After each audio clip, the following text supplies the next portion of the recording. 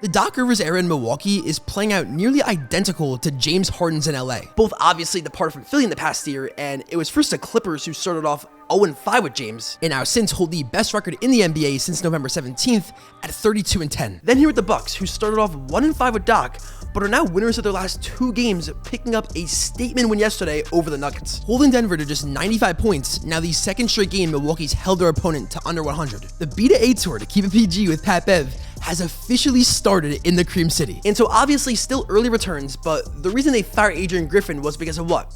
The defense, where they ranked 21st in the league with Griffin, but now in the post-Griffin era, they ranked 6th in these 11 games. Bobby Portis credits this turnaround to Rivers' coaching style, saying this post-game, kind of need a coach just to keep it real with you on what's going on. He don't fake the funk, he calls it how he sees it. And you have to ultimately respect that. And perhaps what he's talking about is that Doc reportedly ripped some of the guards for not fighting over ball screens and continually getting picked, something that he said happened a lot in their first game versus Denver, but that last night in versus Charlotte, it's been a big difference. All right, let's shift gears to another big matchup last night. 2 of the top seeds in the West, Wolves Clippers in LA. Let's start here in the first. Watch out! So Leonard, look out below! Now third quarter, Wolves continue to hold an 8-point lead, but look at the moves by PG.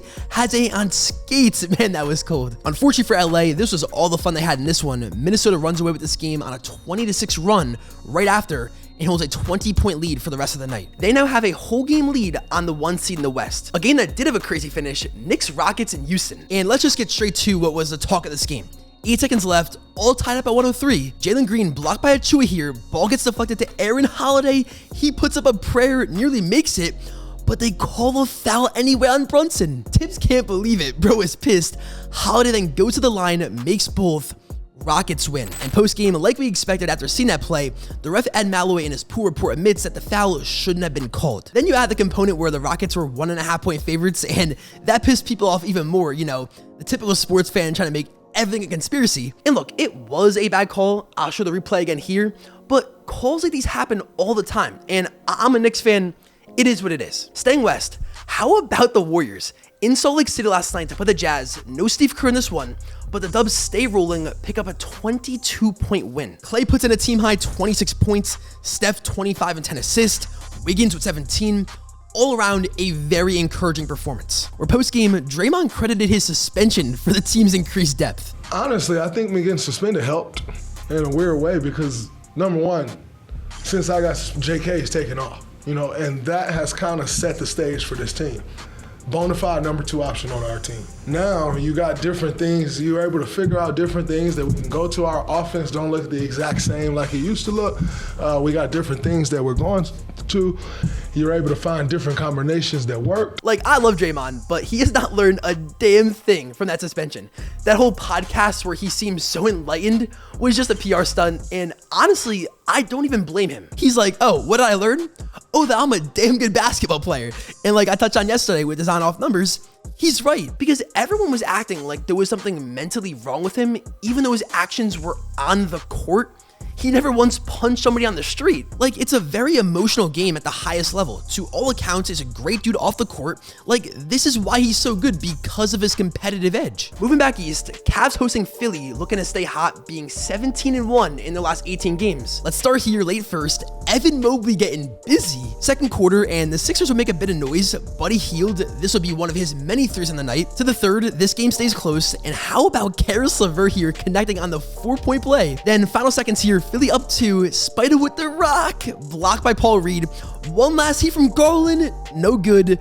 Philly snaps the Cavs' 9-game win streak to Charlotte, and it's the New Look Hornets who pick up their 2nd straight win. Grant Williams, a team-high 21 points, Seth Curry with 18 off the bench, Trey Mann, 11 points, 9 boards, 7 assists. And man, this is looking like a team that could be a lot of fun next year. And Grant spoke on the fun of playing with this new unit pregame, where it kind of sounded like a shot at Luka and the Mavs. It was super exciting. The play style was fun. Everybody touched the ball. Everybody was able to move, cut, knock down for shots, and we trust one another. And I'll be Grant Williams' translator for you guys. I'm salty I got traded. Like, wait a minute, bro. I caught you red-handed.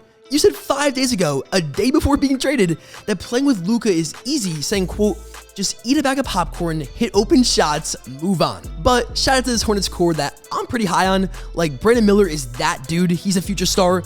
Obviously, LaMelo. Like that plus a potential top 3 pick this year, watch out. Speaking of the Mavs, they beat the Wizards last night. Gafford chose that versus former team. But I want to talk about Jordan Poole because, man, it is looking rough for him. In the month of February so far, is averaging 8.8 points per game, 26% from the field, and 19.5% from 3, with the Wiz going 0-6 in this span. Don't want to sound like a hater, but the top 2 option Jordan Poole experiment probably needs to end here soon. And I expect that to be the case. This is probably going to be his last year in DC. I really doubt they won't want to move on. And lastly, Wemby gets a triple-double last night with blocks. 27 points, 14 boards, and 10 blocks for the alien as the Spurs pick up a 23-point win in Toronto. And that had a lot of people talking about Scotty Barnes leaving the bench to walk to the locker room before the buzzer. But bro, I hate when people make a big deal of this stuff. You're not his teammate. Maybe he was going to the treatment room, the bathroom. Like, you don't fucking know. The point is, you can't make takeaways from things you have no context on. So that's that, and that's the video. We had 2 other games, but to put it lightly, not really meaningful. But shout out to the Bulls and Pelicans for their wins. I'll see you guys tomorrow.